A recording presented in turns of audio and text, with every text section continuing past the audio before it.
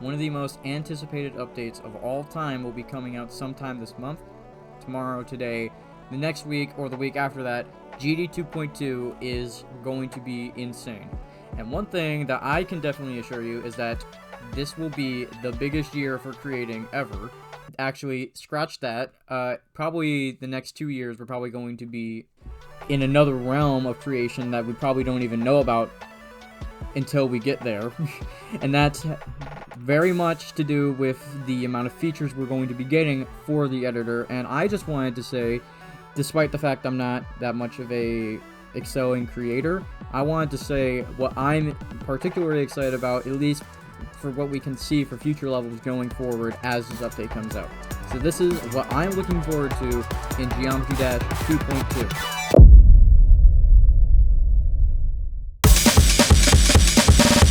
When I first saw this in the trailer for 2.2, the one thing that I thought was that this will be the one thing that pushes us past the greater limits of even creativity itself in levels, and that would be the gradient trigger. If you don't exactly know what this trigger does, it makes gradients or something. It doesn't really have a description yet because we don't even have this update yet, but it looks pretty darn cool.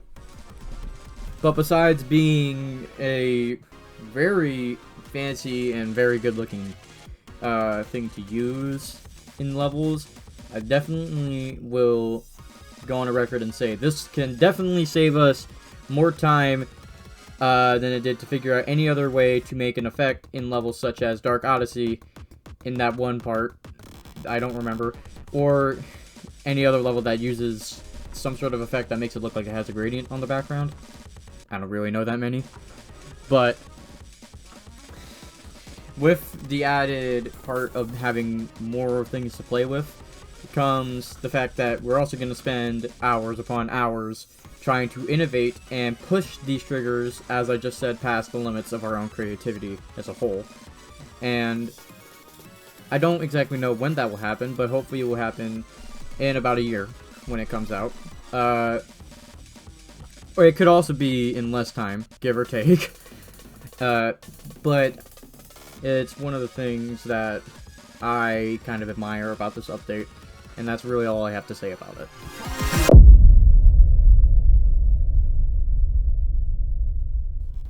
Next up is something I, for one, will definitely use in my gameplay, and then regret that I did use it because I'm not going to be able to put indicators or literally anything to make it sight readable, even though my duels weren't really sight readable to begin with.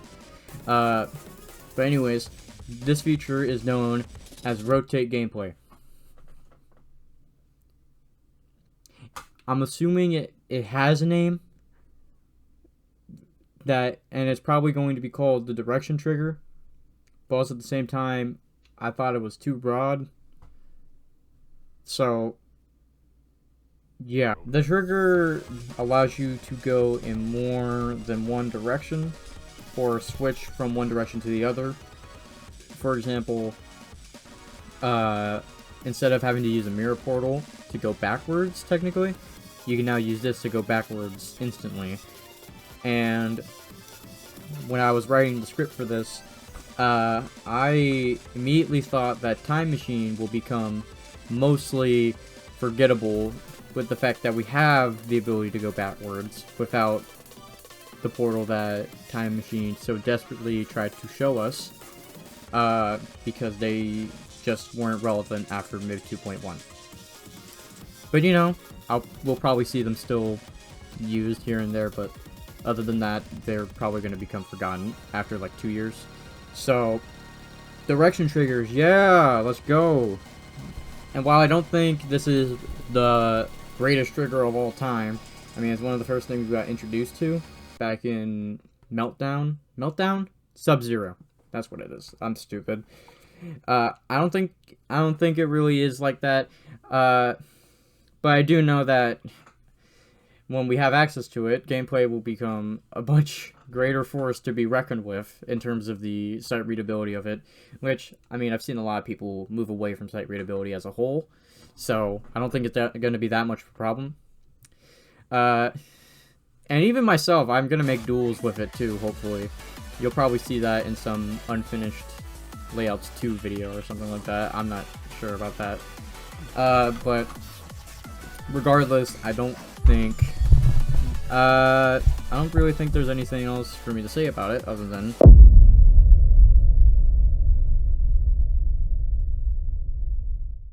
this surprised quite a bit of people.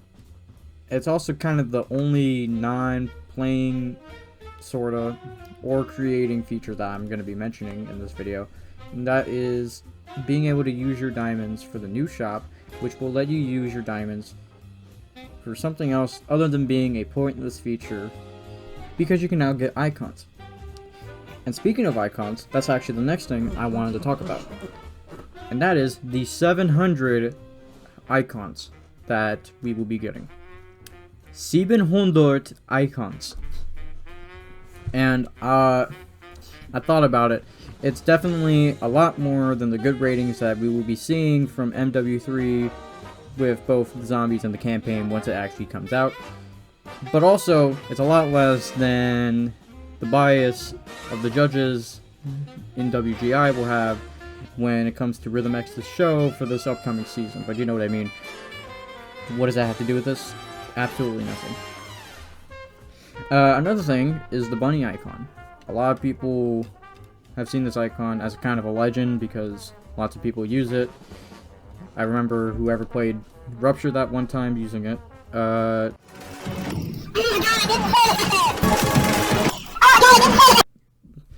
if you don't like it, what are you doing? But also good for you, because there's plenty of icons that you're probably going to be able to use.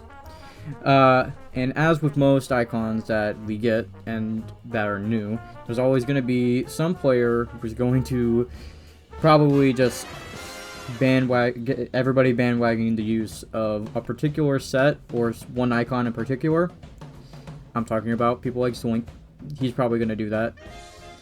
Or Enswish if he comes back, which I don't think he might be, but I'm not exactly sure about that. I don't pay attention.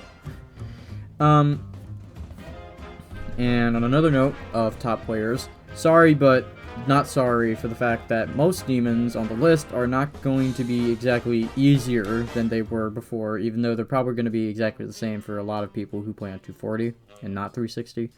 Considering that this is not really one that I really care about, because from what I heard, the physics are not going to be exactly different, but they will have some sort of difference.